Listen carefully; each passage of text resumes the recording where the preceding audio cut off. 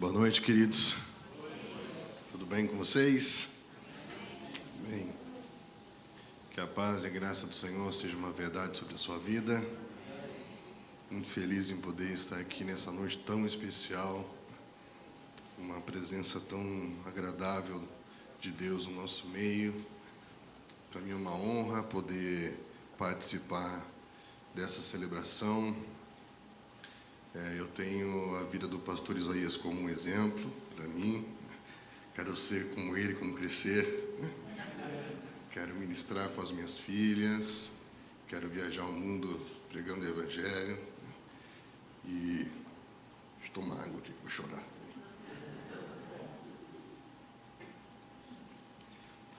É isso. João capítulo 4.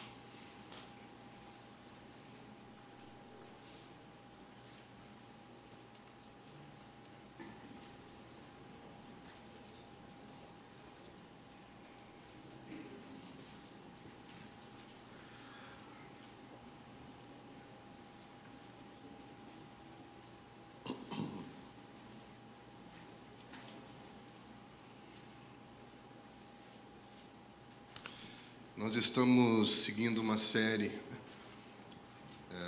sobre cultura do reino e desde sexta-feira estamos construindo juntos e eu gostaria de nessa noite fechar com um exemplo prático da vida de Cristo, de como ele de alguma maneira pegou tudo que nós tentamos construir esse final de semana e aplicou.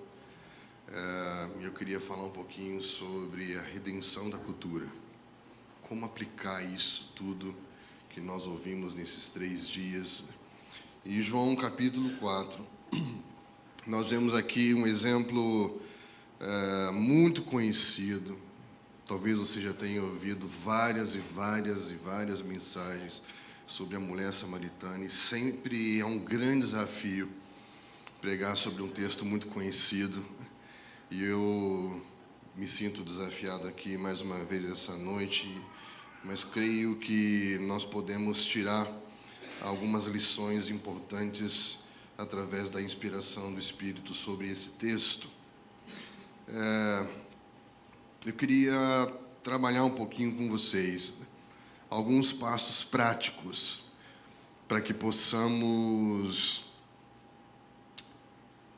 entrar por um caminho de redenção, de atuar num lugar em que nós estamos e de alguma maneira aplicar uma redenção, uma salvação, uma transformação de uma cultura local. E olhando para esse texto, nós vamos tentar trabalhar aqui ele de forma mais ou menos expositiva, pegando aqui alguns versículos. João capítulo 4, versículo 1. Começa dizendo: quando, pois, o Senhor veio a saber que os fariseus tinham ouvido dizer que ele, Jesus, fazia e batizava mais discípulos que João, se bem que Jesus mesmo não batizava, e sim os seus discípulos, deixou a Galileia, retirando-se outra vez, deixou a Judeia, retirando-se vez para a Galileia. Então, quando eu olho para esse texto, eu vejo que uma igreja que tem uma visão de interferir, produzindo uma cultura, como nós falamos na sexta-feira, sabendo lidar com a semente, entendendo que a cultura tem a ver com a gestão da semente que recebemos, entendendo que há uma ética desse reino, e como nós falamos hoje, que tem a ver com um processo de gerar uma vida a partir do comprometimento do conhecer a Deus. Tudo isso, quando nós pegamos tudo isso e vamos tentar como ser uma igreja que interfere e que consegue de alguma maneira trazer uma redenção na cultura. A primeira coisa que nós vemos nesse texto é que Cristo teve que deixar uma zona de conflitos pessoais. Estão entendendo? Você percebe o que está acontecendo aqui nesse texto?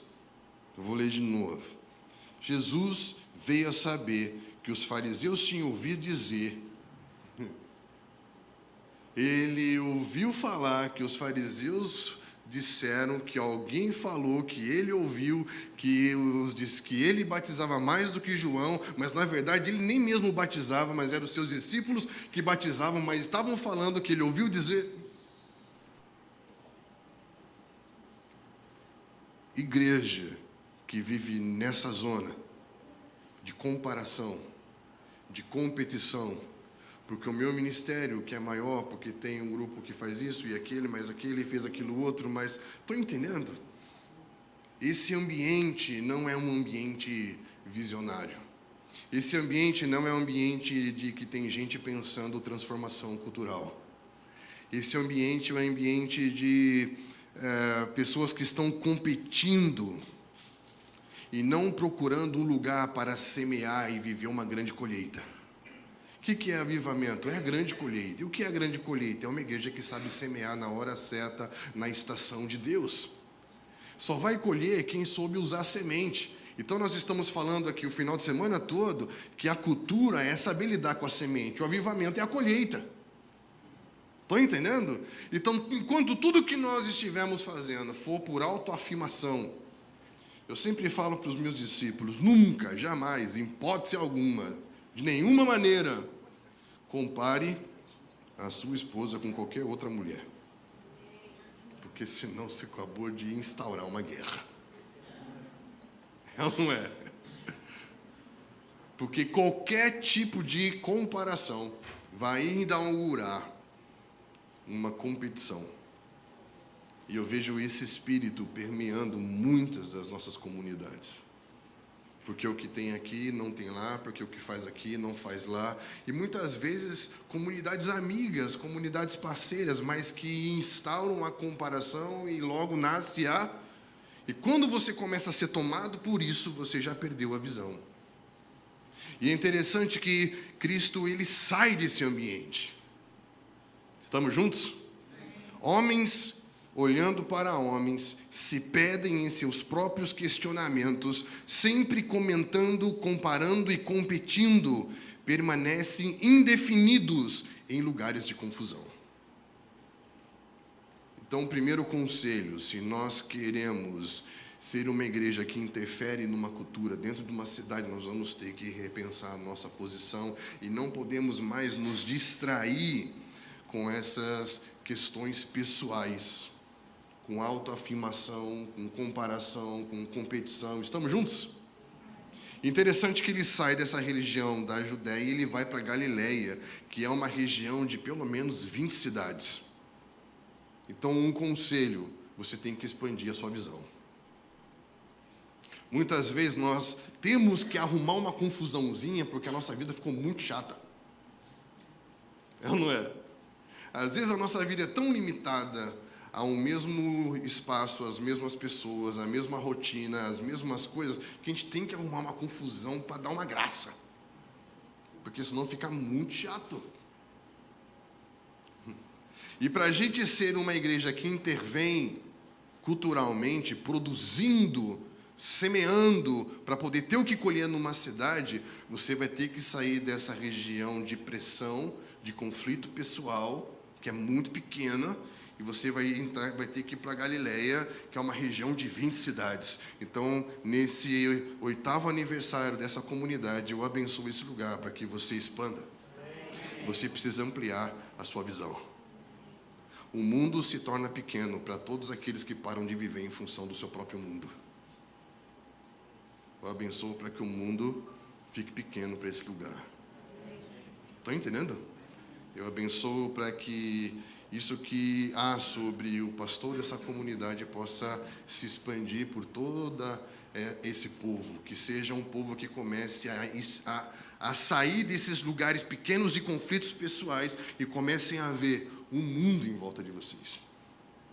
Por que a gente nunca pensou cultura? Porque a gente nunca pensou além do nosso próprio universo, do nosso próprio mundo. Então, a primeira coisa que Cristo faz é sai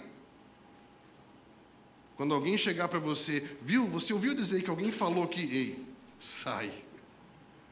Sai porque esse tipo de mundo é muito pequeno para aquilo que Deus está fazendo. Estamos juntos? Há uma cidade, há cidades, há estados, há países, há nações. Há pesquisas hoje no mundo, eu ouvi falar de uma pesquisa, que disse que hoje os grupos mais relevantes na sociedade, em vários lugares do mundo, não são os maiores. Não é à toa que mais cresce no mundo hoje algumas iniciativas que são chamadas de startups. O que é? São pequenos grupos de pessoas com grandes ideias e pouco dinheiro que estão pensando no futuro e mudando o mundo. Estão entendendo? Então, nós temos aqui, nessa sala, potencial para pensarmos o mundo, para tocarmos o mundo. O que nós precisamos? Sair desse lugar em que se ouviu falar, que alguém disse, que alguém falou, que aquele lugar fez aquilo e aquele outro. Estão entendendo? Nós não temos mais tempo para nos envolver com essas coisas. Vamos para a Galileia. Diga para a pessoa ao teu lado, vamos para a Galileia. Vamos pensar cidades. Quer uma para começar a pensar? Pensa em nós lá, Curitiba. Vamos pensar cidades.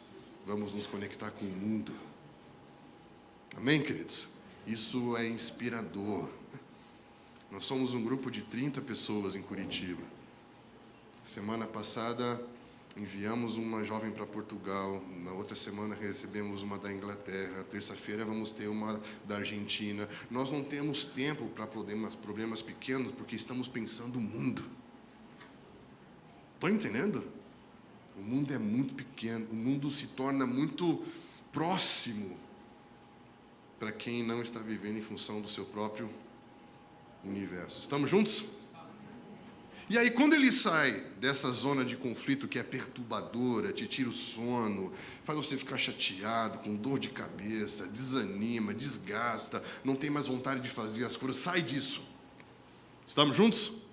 Quando você sai e vê um mundo multicultural, cheio de necessidade diante de você, você vai ter que fazer uma oração. Deus, por onde eu começo? Quem aqui já se perguntou? Muitas vezes nós não começamos porque não esperamos Ele falar por onde começar. E aí, interessante que eu acredito que Cristo não saiu andando sem saber para onde estava indo. Que Ele não andava desorientado.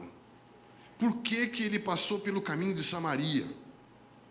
E aí me vem o entendimento do versículo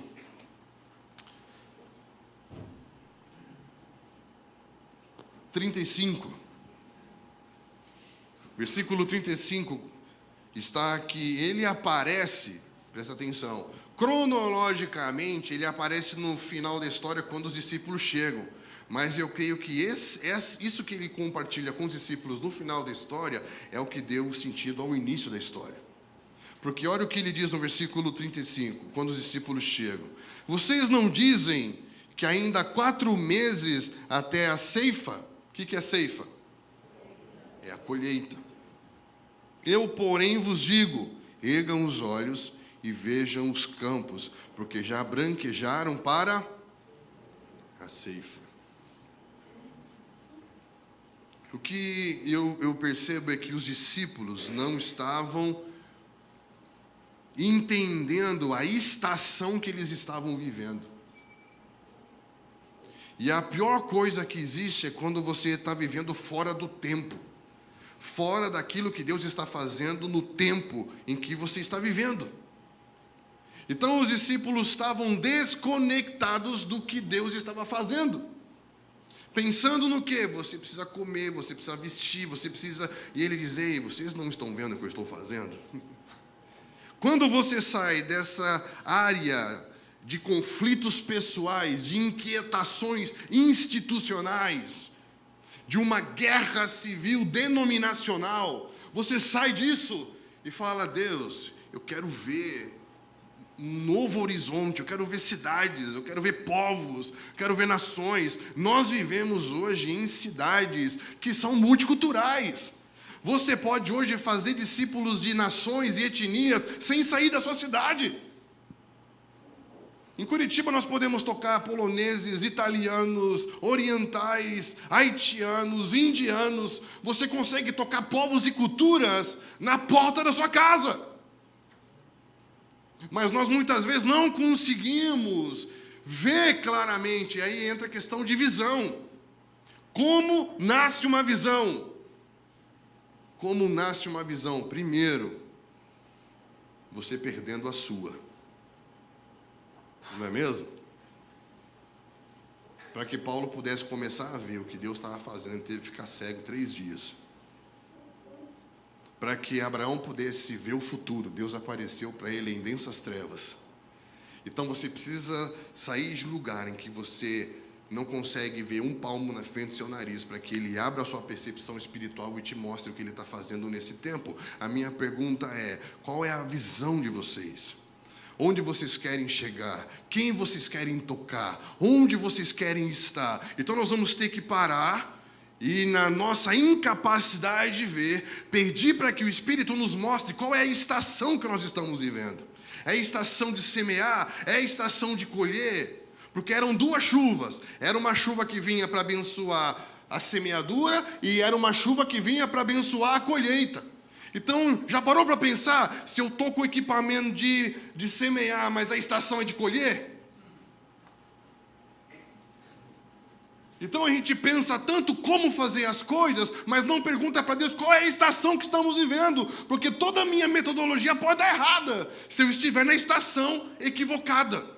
Então, qual é o tempo que nós estamos vivendo? E ele falou para aqueles discípulos: vocês não perceberam que Deus está acelerando o tempo? Vocês não perceberam que coisas que vocês acham que vão acontecer daqui 4 meses já estão acontecendo? Vocês não estão percebendo que coisas que estavam prontas para serem colhidas daqui a algum tempo já estão prontas para serem tocadas? Vocês não estão percebendo o que está acontecendo em volta de vocês? Estão entendendo? Ele sai de um ambiente de conflito pessoal para ver um campo que está pronto. Ele vê algo em Deus. A visão da igreja tem que ser a visão de Deus. E a impressão que eu tenho é que quando ele saiu para Galiléia, eram 20 cidades, ele viu uma. E ele viu um campo que estava pronto para a colheita. Estamos juntos? A primeira palavra que eu queria deixar para os irmãos, né, é sair de uma área de conflito pessoal para você entrar num tempo de ter uma visão espiritual, ter uma visão do que é Niterói hoje, em que estação Niterói está vivendo. É uma chuva de semeadura ou é uma chuva de colheita? Qual é o momento? Como que está esse campo? Estão entendendo? Ter essa visão de Deus e ser movido por essa visão de Deus. Quando o Senhor começa a mostrar para você uma cidade, aí você vai entrar num outro passo. Estamos juntos? Sim ou não? Então aqui já não é mais fariseu e discípulo de Jesus. Já não é mais uma questão de grupos que falam do mesmo Deus, mas que competem entre si. Percebe que a gente saiu disso? Sim ou não? Sim. Quando você sai disso, o Pai vai te mostrar um campo, uma cidade. Tranquilo? Segundo passo. Então você saiu da zona de conflito pessoal, já não é mais a guerra das denominações, e agora você está vendo uma cidade. Segundo passo. Você chegou e está vendo uma cidade. A pergunta é: como entrar nela?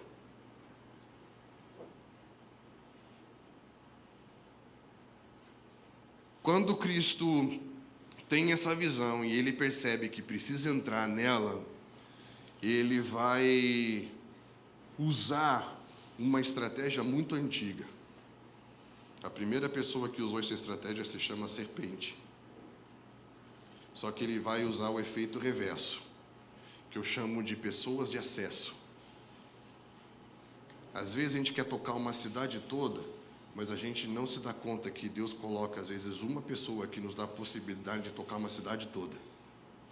Nós temos uma síndrome luciferiana de grandeza, a gente quer encher o estádio, mas não quer, às vezes, lidar com pessoas estratégicas dentro de uma cidade que vai te dar condições de poder atuar de uma maneira tão relevante quanto se fosse um estádio. Curitiba, esses dias, ficou toda orgulhosa porque fez o maior mega culto de toda a história evangélica no Brasil.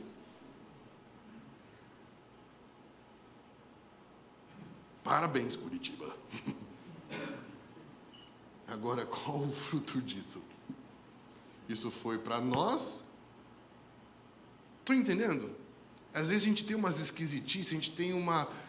Eu não vejo em nenhum momento Paulo chegando no templo de Diana dos Efésios, dizendo, Éfeso é nosso. Tipo, minha cidade 100% para Cristo. Não, mas eu vejo ele entrando no Areópago, na universidade, que colonizou todo um tempo por meio da filosofia e da sabedoria grega. Ele entrou ali, cara. Então ele falava na sinagoga, ele falava para o grupo da mesma fé, ele falava nas praças, e praça, não pense praça como a gente tem hoje, era um lugar de negócios. Já viram esses filmes que falam do Oriente, que é um monte de negócios? Eu nunca fui lá, mas você vai ver isso nos documentários. É gente fazendo negócio, é gente negociando. Então ele falava na esfera dos negócios, e depois ele foi e entrou no Areópago, em Atos 17, que era no lugar onde se pensava, em se desenvolvia a ciência, o conhecimento. Então ele era um homem que sabia atuar em qualquer situação, em qualquer campo. Isso é incrível. Ele é um homem que tinha uma construção dentro, que dava a ele estrutura para atuar numa sociedade multicultural. Ele se fez de tudo para com todos, e nada do que as pessoas eram afetou quem ele era. Isso é incrível. Estamos juntos? Por que eu estou falando isso? Porque a serpente usou uma mulher para tirar o homem de um lugar em Deus. Estamos juntos? A serpente usou uma mulher para a perdição. Cristo, ele trabalha com uma mulher para trazer a salvação. Percebe? Então, uma dica. Cristo trabalha com pessoas estratégicas. E eu vejo muitas pessoas se perguntando aqui, por que eu estou onde eu estou? Por que eu faço o que eu faço? Por que tantas pessoas passam pela minha vida? Por que eu conheço tanta gente? Por que o Senhor está me movendo nessa esfera? Por quê? E às vezes a gente quer sair dessa esfera, e a gente quer, meu sonho é um dia ser missionário em tempo integral. Isso se chama dicotomia. Dualismo da nossa fé. Alguém disse para um amigo meu um dia, eu acho bonito você ter deixado tudo para se tornar um ministro, um missionário. E ele disse assim para esse rapaz, eu acho bonito você ter estudado 8 anos para ser médico. Porque vocação é vocação. Agora a questão é se você entende que a sua vocação é a sua missão. E a sua vocação pode tornar você uma pessoa de acesso para que o Pai possa tocar o máximo de gente possível dentro de uma cidade. Entendem isso? Às vezes as pessoas falam assim que fé é um missionário que não tem prolabore, é isso, né? Ou um rendimento fixo, ou um olerite, não sei como vocês falam aqui. Salário, obrigado. Para que complicar, né? Mas será que isso é fé? Porque Paulo vai dizer que o justo viverá pela fé. Emuná significa fidelidade.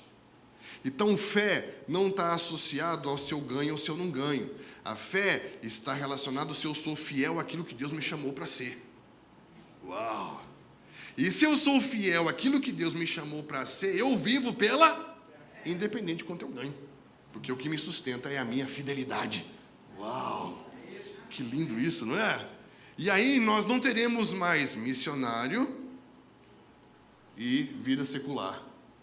Vida cristã e é todo mundo vivendo uma vida só, uma comunidade de fé missional. Gente que quando sai por essa porta, estamos em missões. Eu deixo a minha filha na escola de manhã e falo, filho, não esquece da missão. Por quê? Porque essa é a nossa vida. Estamos juntos? Deus trabalha com gente estratégica. Deus trabalha com pessoas de acesso. Estamos juntos? Só que tem um problema. Você vai ver, Cristo saiu de uma zona de conflito pessoal e o Deus mostrou para ele um campo que é igual a uma cidade.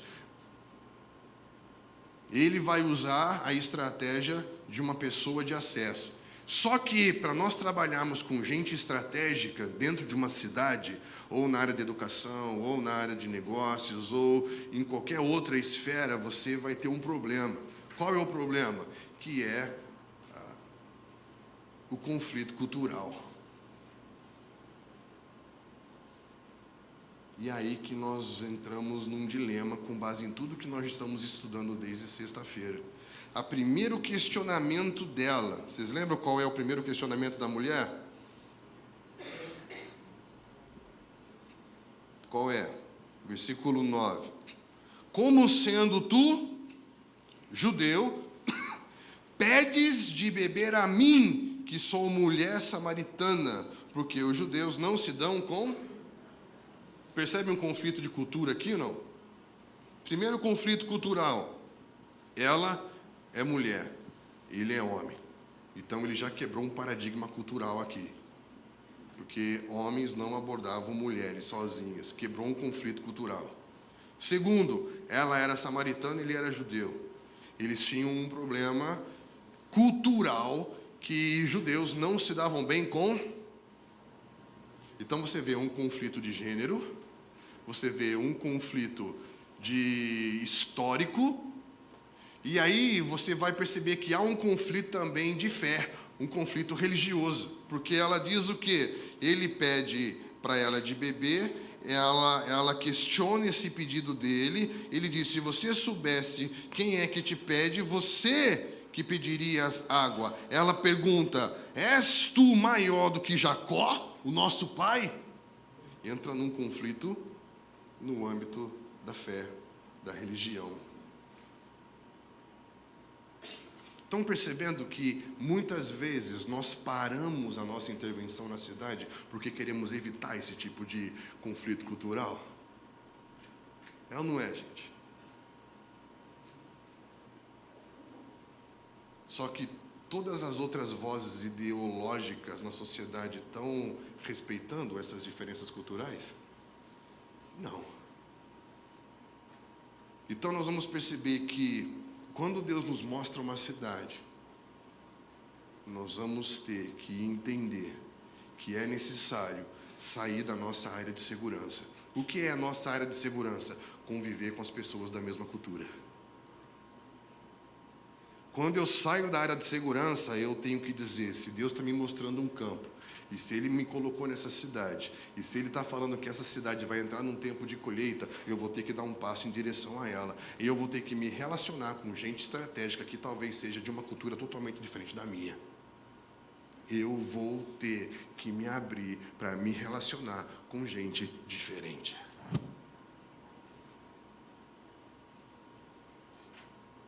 Estamos juntos?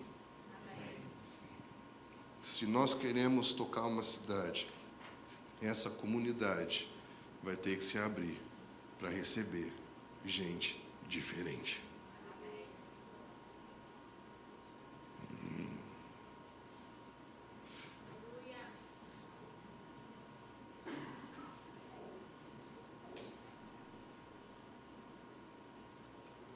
Estamos juntos? Por isso que nós estamos há 3 dias falando de consolidar os valores da nossa cultura. Porque quando temos uma cultura cristã, não temos medo de nenhuma outra cultura.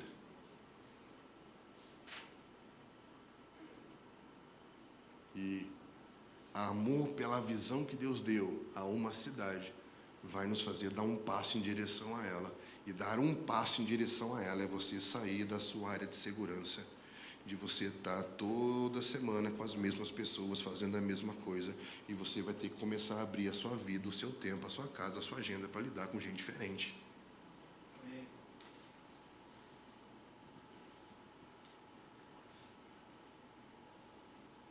Estamos juntos? É hora de nós começarmos a nos fazer de tudo para com todos, para salvar alguns. É hora de nós começarmos a ser constrangidos pelo amor de Cristo.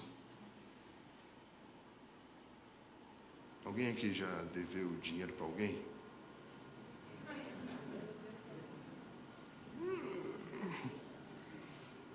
Imagina que você deve um dinheiro para alguém.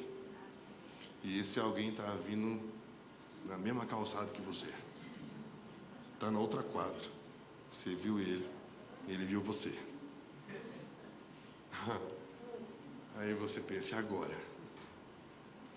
É um sentimento ruim, não é? Aí você pensa, não tem nenhum mercado, nenhuma farmácia, nada para você entrar rapidinho dentro. Sabe o que eu acho incrível? Que Romanos, Paulo fala que tinha esse sentimento, só que para com todos os homens. E ele olhava para as pessoas que passavam perto dele e sentia, estou devendo amor para essa pessoa.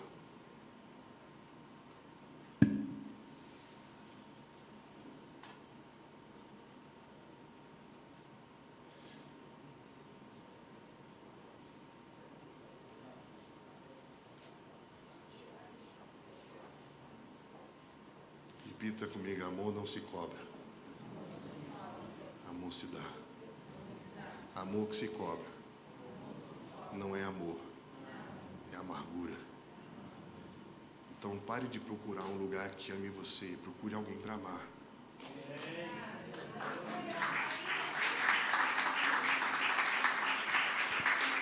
Nós vemos pessoas que de tempo em tempo mudam de lugar porque estão procurando um lugar para serem amadas.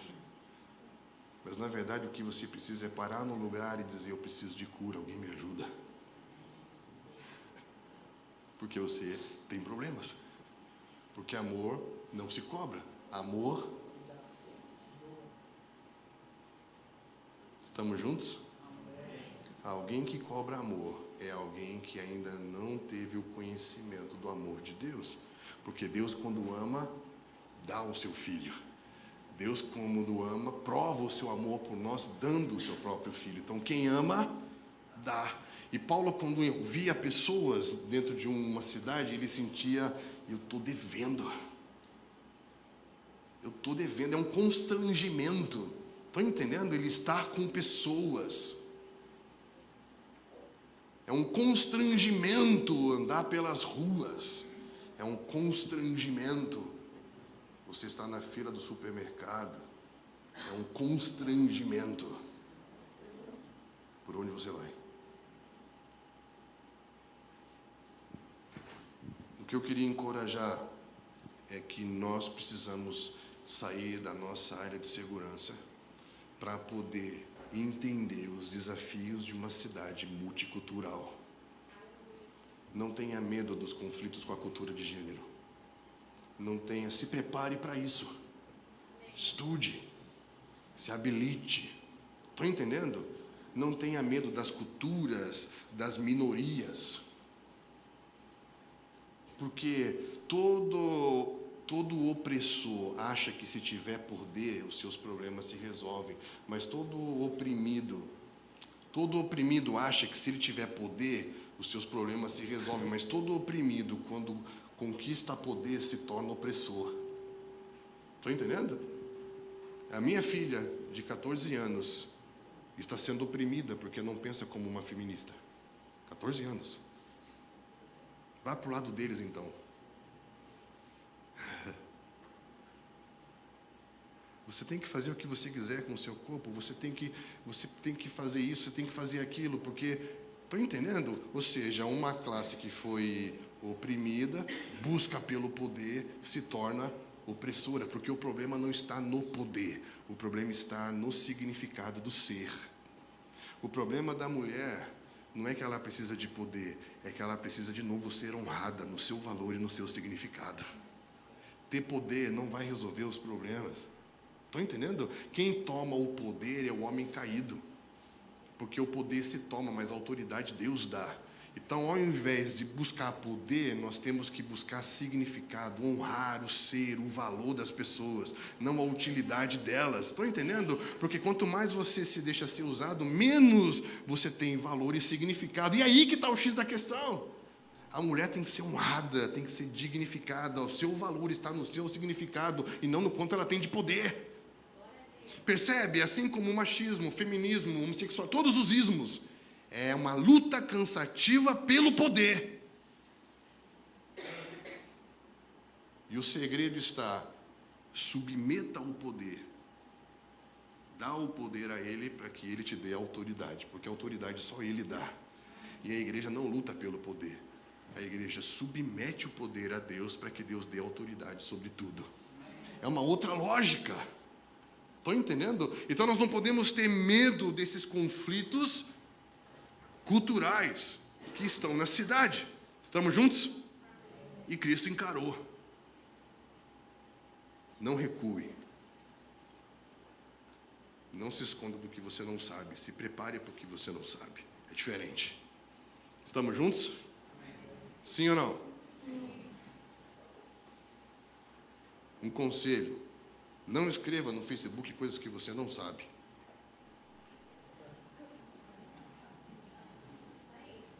Amém, queridão?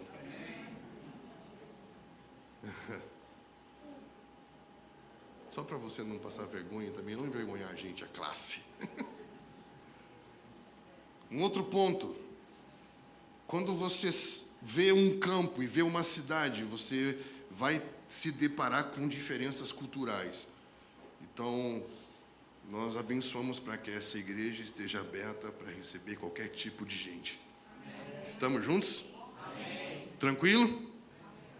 Outra coisa, nós esperamos ter poder do Espírito para ir. Mas o poder do Espírito se revela quando você já está. Estão entendendo isso? Ele se deparou com um problema cultural e ele começou a falar sobre vida, falar sobre essência, sobre a fonte da vida. Por quê? Porque essa é o ponto-chave. Nós não vamos ficar debatendo ideologias, vamos falar sobre a vida, sobre a essência da vida, sobre uma questão existencial e não uma questão circunstancial. Então ele vai direto na fonte da vida e começa a falar sobre, do interior dela, alguma coisa acontecer. Estamos juntos? E nesse momento, quando ele fala de você beber de uma água que nunca mais vai ter sede, presta atenção, era uma mulher.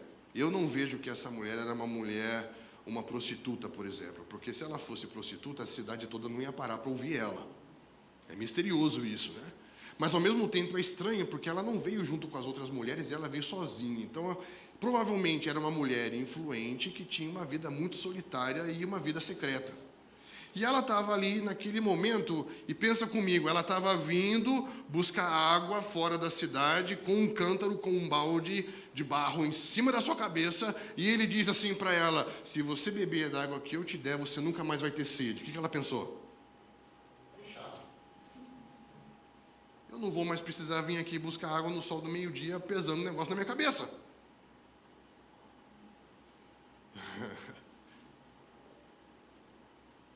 Repita comigo: o sim das pessoas.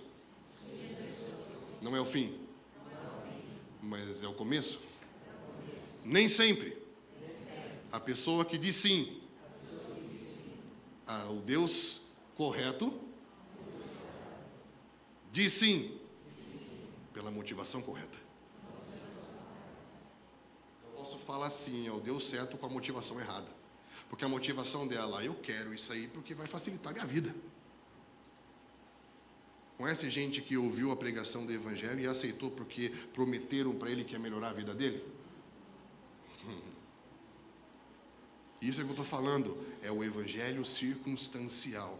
o evangelho que melhora a vida. Isso é o pensamento do filho pródigo, é um tipo de pensamento legalista. Ele diz, eu vou voltar para casa do meu pai, porque eu não tenho mais direito de ser filho, mas lá melhorou a minha condição. Nem que ele me contrate para trabalhar para ele, é melhor do que ficar onde eu estava.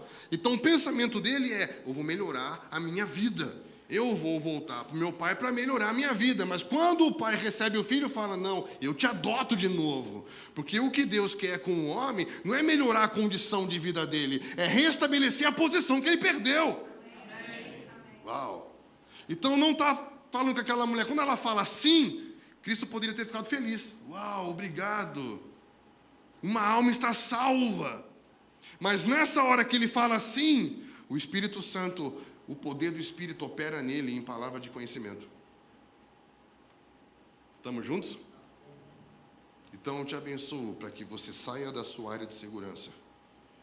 Entre num lugar em que você não domina, porque esse ambiente aqui a gente domina.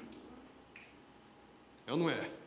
Mas lá fora não, porque tem conflitos multiculturais. E é nesse lugar que o Espírito Santo vai atuar em você, filho. É nesse lugar que o Espírito Santo vai vir te dar uma informação que ninguém tem. É nessa hora que você vai dizer, por acaso, tem como você chamar seu marido? Aí ele diz, não, eu não tenho marido. Aí a revelação é progressiva.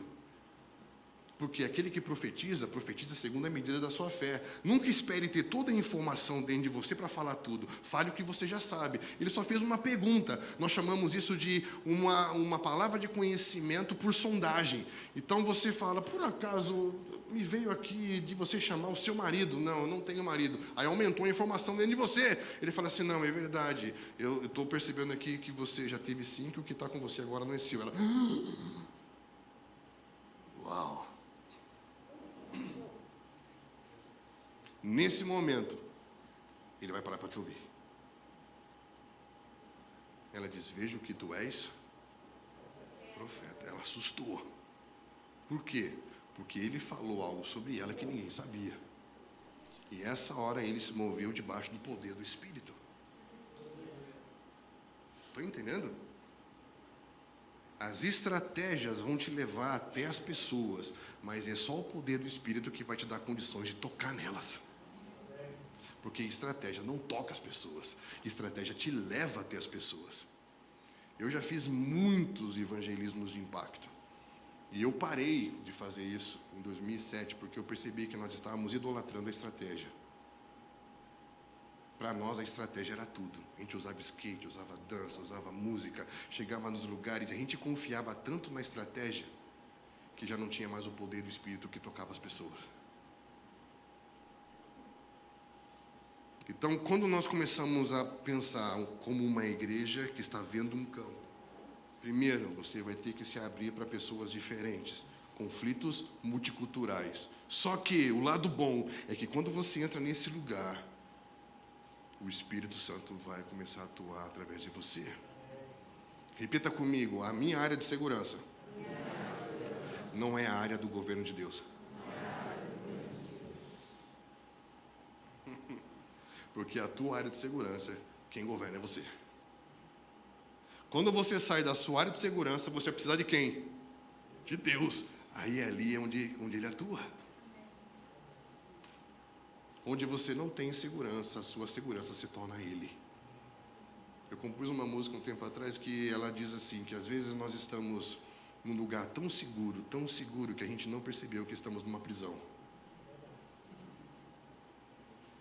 Estão entendendo? Às vezes a nossa vida parece tão segura, só que tanto um palácio quanto uma prisão, ambos são super seguros. Só que às vezes nós não percebemos que estamos cativos àquilo que nos faz nos sentir seguros. Só que quando Deus é a sua segurança, esse é o lugar do governo dele. Amém.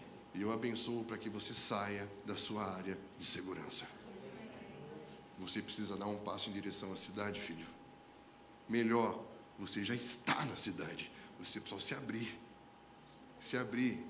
Parar de ficar pensando nos problemas internos, esses desgastes internos que existem na vida religiosa e comece a ficar fascinado e queimando pelo que Deus vai mostrar numa cidade. E você vai começar a perceber que a sua cultura, a sua ética cristã, a semente que é a vida espiritual dentro de você vai começar a queimar e você vai dar um passo em direção à cidade. Nesse lugar, o Espírito Santo vai te tomar e você vai começar a ver coisas começarem a acontecer que você nunca imaginou que você poderia fazer. Estamos juntos? Estamos juntos? Um conselho. Cristo, nesse momento, ele fez o que eu chamo de hermenêutica cultural. O que é isso? É antes de você falar com uma cidade, entenda a história dela. Se envolva com a história dela.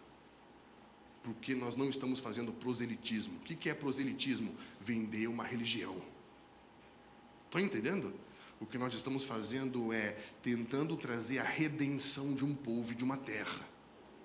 Quando você olha para uma mulher samaritana, aquela mulher, ela era produto da história de um povo.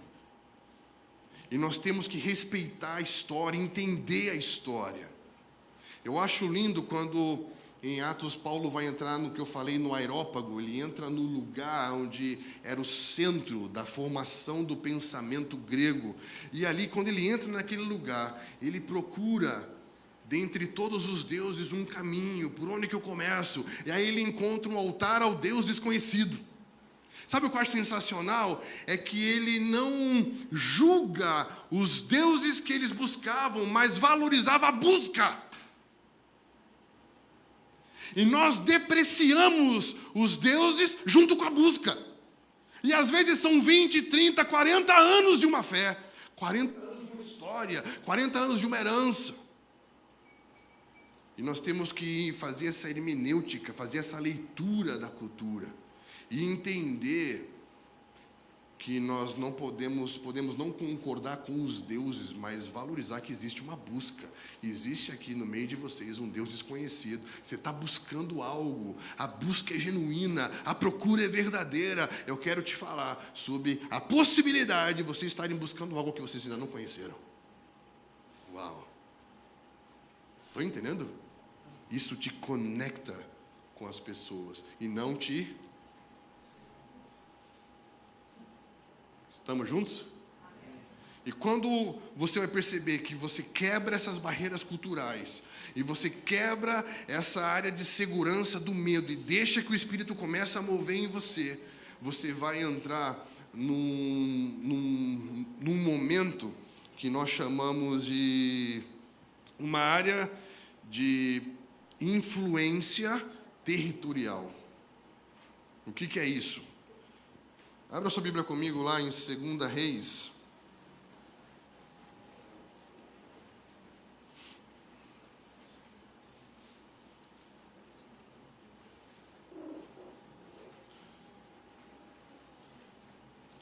Tem alguém aí? 2 Reis 17.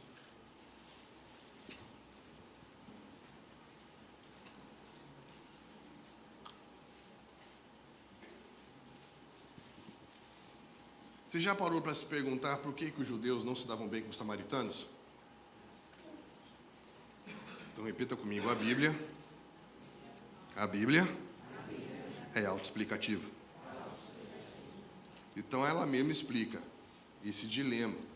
Então em 722 a.C., Samaria foi conquistada pela Síria. E a Síria, ela tinha uma estratégia diferente. Ela não chegava e dominava um povo. O que ela fazia?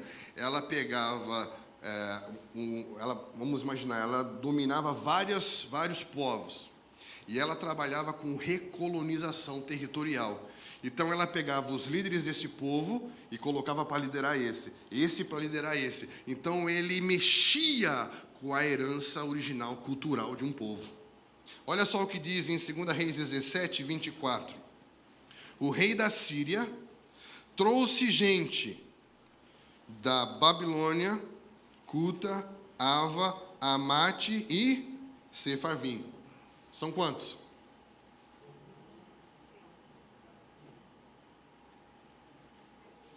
Quantos maridos ela tinha? E o que esse povo fazia? Trazia para Samaria, para habitar em Samaria, em lugar dos filhos de Israel, e tomaram posse de Samaria e habitavam nas suas cidades. A princípio, quando passaram a habitar ali, não temeram o Senhor. Então mandou o Senhor para o meio deles leões, os quais mataram alguns do povo. Pelo que se disse ao rei da Síria: agentes que transportaste e fizesse habitar na cidade de Samaria não sabem a maneira de servir o Deus da terra. Olha que lindo isso. Quem era o Deus da terra? Nosso Deus. Os quais as matam porque não sabem como servir o Deus da terra. Então o rei da Síria mandou dizer: leve para lá um dos sacerdotes que de lá trouxesses, para que ele vá e lá habite e lhes ensine a maneira de servir o Deus da terra.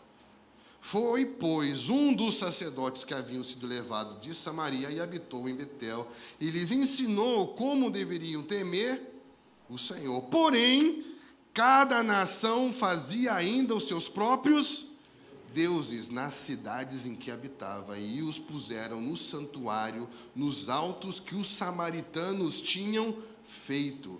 Os que eram dessas 5 cidades, que eu não vou ler de novo, fizeram isso.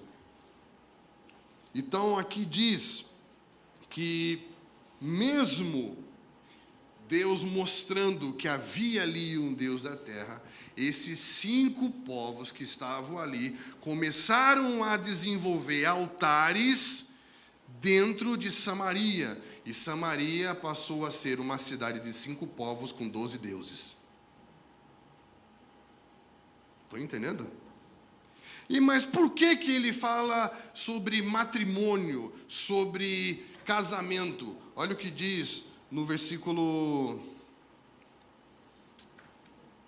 No 2 Reis 18, versículo 12. 2 Reis 18, 11 e 12.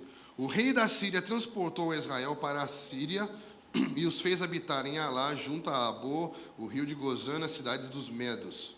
Porquanto não obedeceram à voz do Senhor seu Deus, antes violaram a sua... E tudo quanto Moisés, servo do Senhor, tinha ordenado, e não ouviram nem o fizeram. O que eu acho sensacional é que quando Deus olha para esse povo, a sua ideia é: eu quero restabelecer a minha aliança com eles. Porque o amor de Deus é um amor de aliança. Eu quero restabelecer o meu compromisso, eu quero restabelecer o meu pacto. E você vai perceber que Samaria se tornou uma cidade muito parecida com as cidades brasileiras, que se chama sincretismo, cidades de muitos deuses. Estamos juntos? E por isso que os judeus não se davam bem com os samaritanos. Por quê? Porque para os samaritanos, Adonai era só um dos seus muitos deuses. E para o judeu isso era uma ofensa. Como você pode adorar o Deus de Israel e mais um monte de deuses? Mas isso aconteceu por causa da recolonização dos assírios, que fez com que eles se envolvessem em muitos amores, em muitos maridos, e perdesse a sua aliança original. Uau, que lindo isso, né? Já parou para pensar, quando nós começarmos a abordar uma cidade, entendendo e mostrando que Deus é um Deus de amor, que é um Deus de aliança, é um Deus que tem compromisso com a cidade, que tem compromisso com a terra. Esse poço de Siquém era o poço de Sicar, no Antigo Testamento. Era o poço em que Deus falou com Abraão e que Deus fez uma aliança com Abraão. É o famoso poço casamenteiro. Você vai ver em Gênesis, é o lugar em que Deus falou com Abraão sobre uma aliança. É o lugar onde Isaac encontrou Rebeca e Jacó, Raquel. Estou fazendo uma excursão para lá, mês que vem. O poço do casamento. Quase deu certo essa piada. Quase deu. Estou melhorando, né? O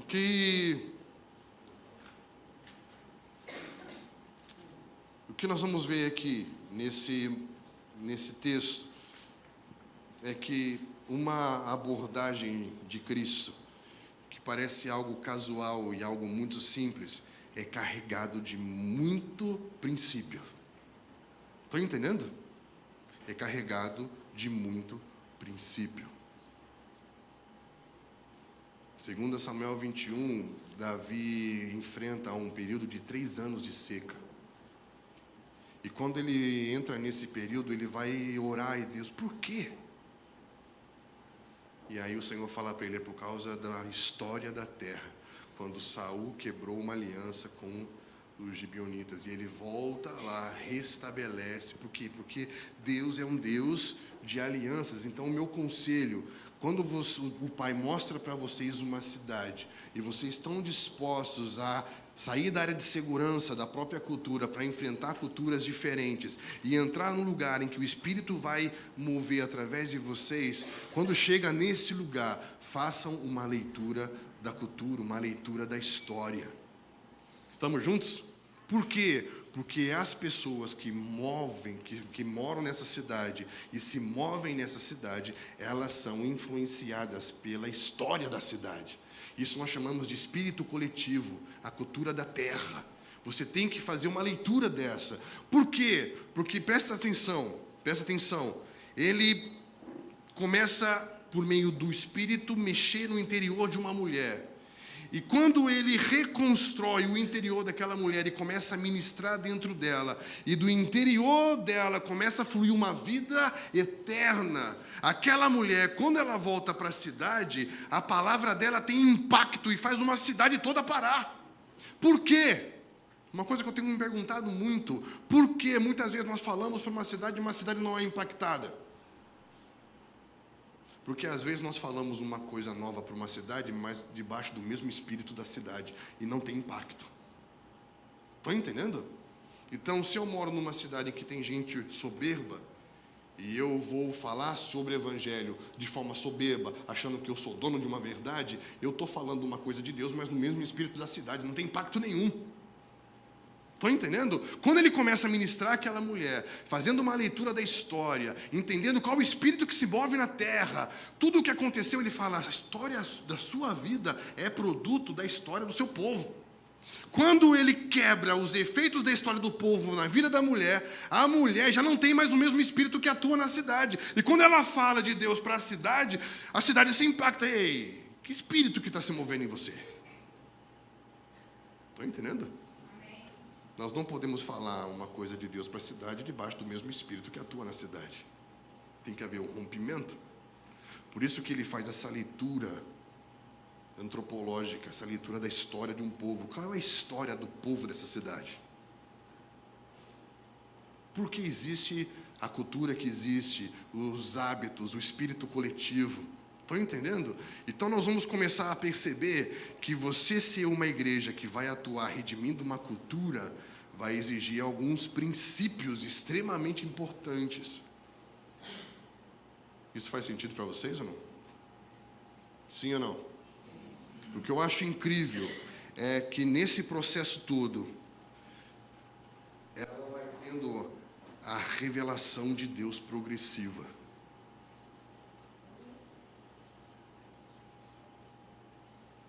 Não tenha pressa para tocar pessoas. Primeiro, ela é tocada porque o Espírito de Deus se move através dele. Estamos juntos? Depois ela está dizendo assim, isso que você está falando é verdade. Eu ouvi dizer que vai vir um Messias e ele vai nos ensinar tudo, ele diz. Sou eu. Uau! Primeiro ela viu o poder do Espírito. Pelo poder do Espírito, ela teve o entendimento de que ele era o Messias. E depois ela fala, mas assim, em qual monte adorar? E ele fala, porque o Pai procura adoradores, aqueles que adoram em espírito e em verdade. E ele apresenta o Pai para ela. Olha que lindo. Ela tem a revelação do poder do Espírito, depois ele se apresenta como Messias e fala, o Pai está procurando você. Olha como todo o Evangelho está sendo construído dentro de uma pessoa. Eu quero te abençoar para que você ministre uma pessoa como se estivesse ministrando toda uma cidade. Estão entendendo? Nós temos falado isso, cara, quando Deus te der a oportunidade de estar com uma pessoa e essa pessoa for estratégica, ministre essa pessoa, vendo nela uma cidade. Então, não sei se isso faz algum sentido para aquilo que vocês estão sendo desafiados como uma comunidade de Shalom para essa cidade, né? Mas eu creio que o Pai está procurando por comunidades que estejam dispostas a ver os campos.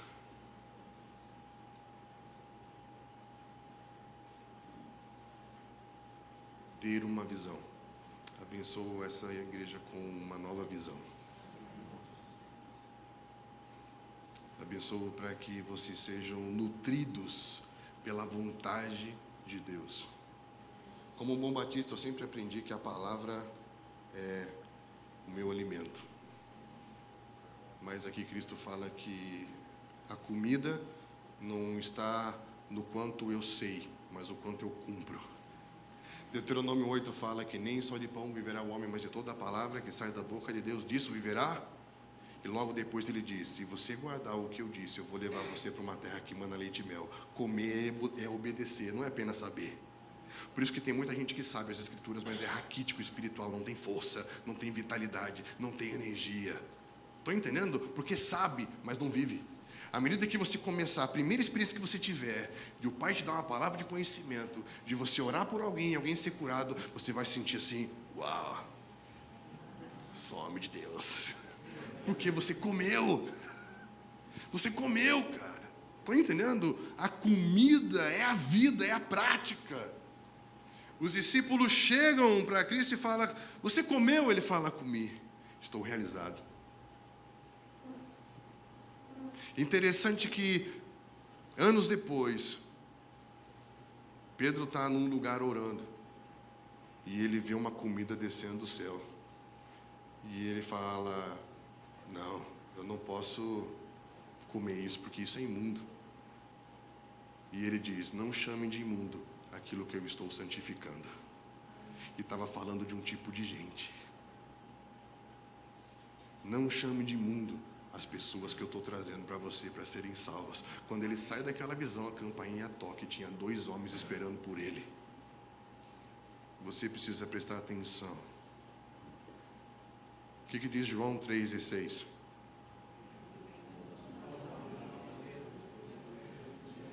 Para que todo que nele crê não pereça, mas tenha vida.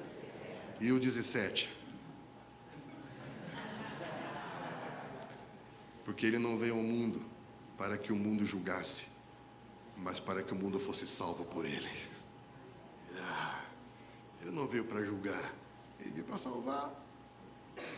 Então se ponha no seu lugar, filho. Salve.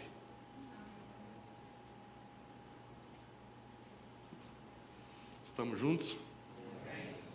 Isso faz sentido para você? Sim ou não?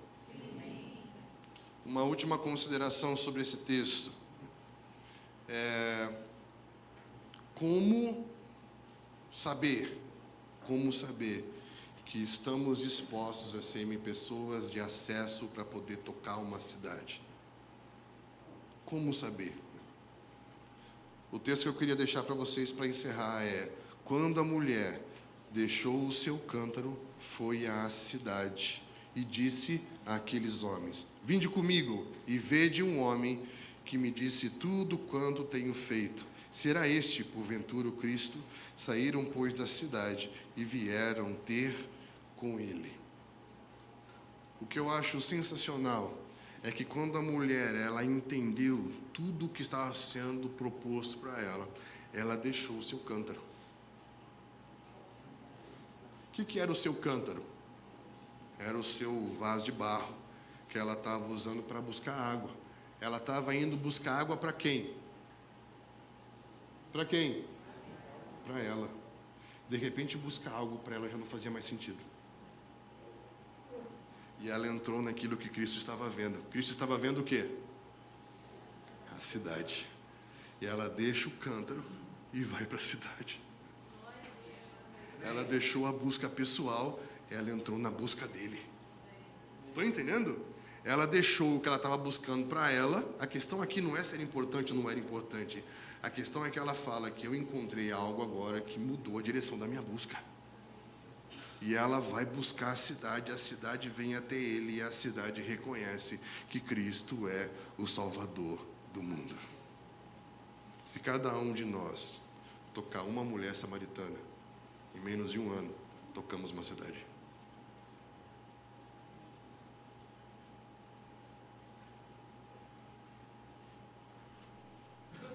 Estamos juntos?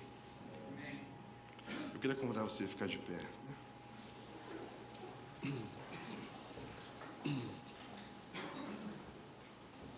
Eu queria, talvez, pedir para que a equipe cantasse mais uma música, pode ser? Eu queria fazer uma última oração, fechando esse momento juntos.